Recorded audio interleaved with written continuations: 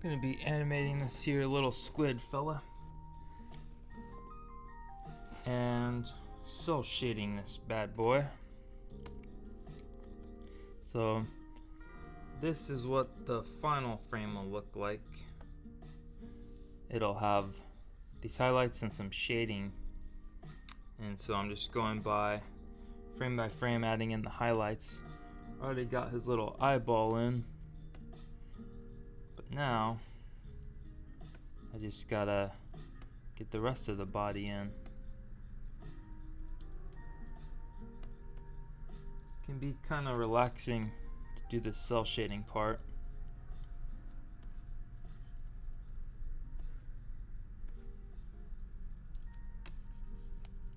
I'm just trying to follow the contour lines of the shape here.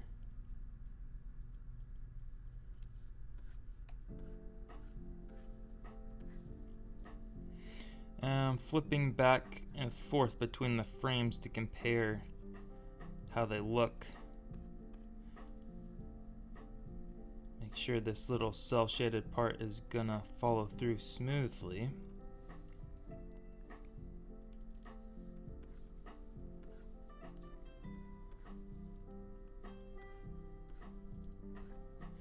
Animation is all about taking things one step at a time. So I already have the rough animation in, already have the cleanup and the flat colors in. So the final step of this little guy is to add in these little cell shaded bits to make him pop more.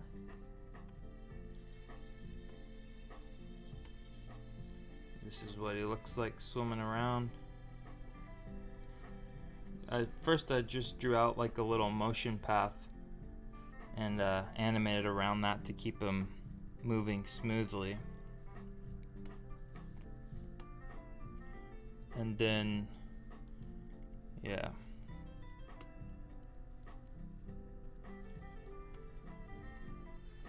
But I just think the cell shaded style is kind of timeless. It will just always look nice. But I also like other styles, like I like old school video game, like PS1 era, low poly, and I also like the pixel art, 16-bit and 8-bit games. So what I'm doing now is kind of more emulating cell animation that was perfected by the Disney studios in the 1930s and 1940s. That system of animation is still used today, like especially in anime, which is still primarily 2D, even though they mostly draw digitally now and incorporate CG.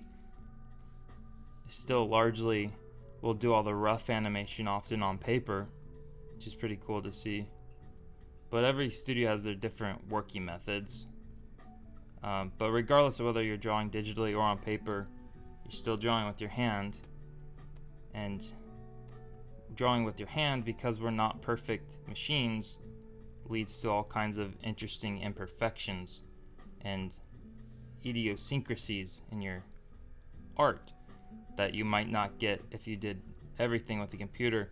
I used to be kind of dismissive of computer animation unless it was like Pixar level quality, but now that I've been trying to learn Blender, I have a way more respect for even kind of more cheap looking 3D, because I know it's actually really hard to do. But one of the benefits with 3D stuff is it's a lot easier to get dynamic camera angles in and have a moving camera and have all kinds of different perspectives.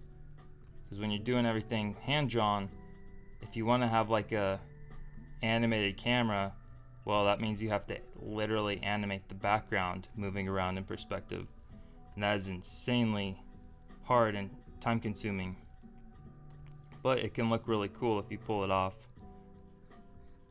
So yeah, I want to like kind of learn Blender for like 3D-ish backgrounds and then texture map on hand painted images onto it. so that it'll mesh well with the 2D animated characters. So it's like kind of do a hybrid approach.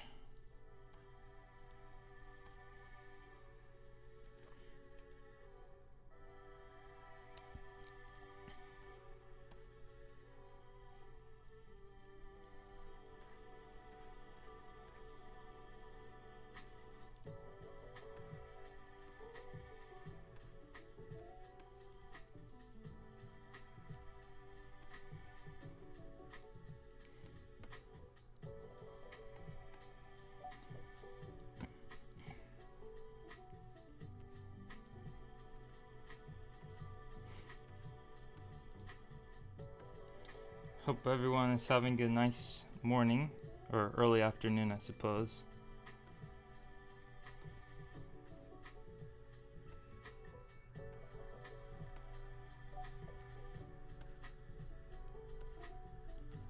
I'm actually in the process of making a Skillshare course. They reached out to me, and next month I'll be working on that. I'm not entirely sure what I'm going to do yet. I thought about just doing a basic beginner's 2D animation course. There's kind of already a lot of that out there, and I will do that eventually.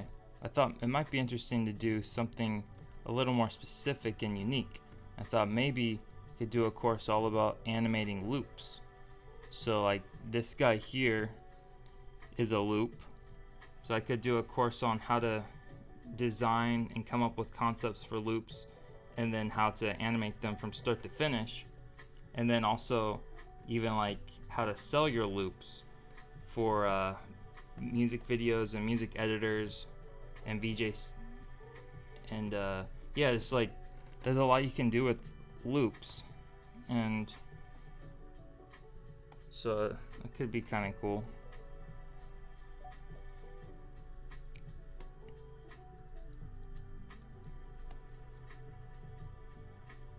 Of course, the concept of making a loop is quite simple. It's just all about linking the first frame to the final frame, so it'll be a seamless loop that can repeat endlessly. But there's interesting things you can do in the middle from point A to point B. Instead of just going directly from point A to point B, you go somewhere crazy in the middle and add different kind of motions to make the loop feel more dynamic and interesting.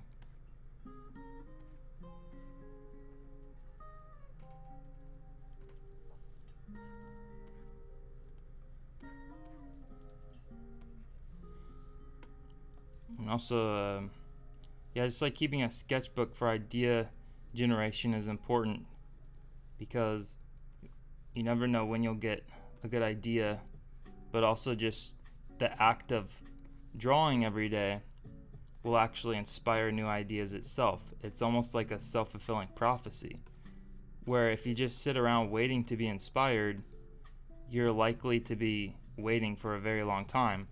So often the solution is actually just to start moving your pencil around, start making shapes, even if it's just doodles or incomprehensible squiggles. You'll start to see things emerge in those squiggles, and you might get a new idea, kind of like looking at the clouds, where you'll see images and shapes and recognizable patterns emerge in the clouds. It's kind of like creativity is a muscle that you have to develop, rather than just this ethereal, mystical thing you wait to happen. Of course, there can be eureka moments, but those often come after long periods of deliberation, study, and putting new ideas in your head. So kind of think of it like cooking, where you need to gather all these ingredients in order to bake a cake. You can't just sit there by the oven waiting for a cake to emerge. You have to actually toil in the mud before you reap a harvest.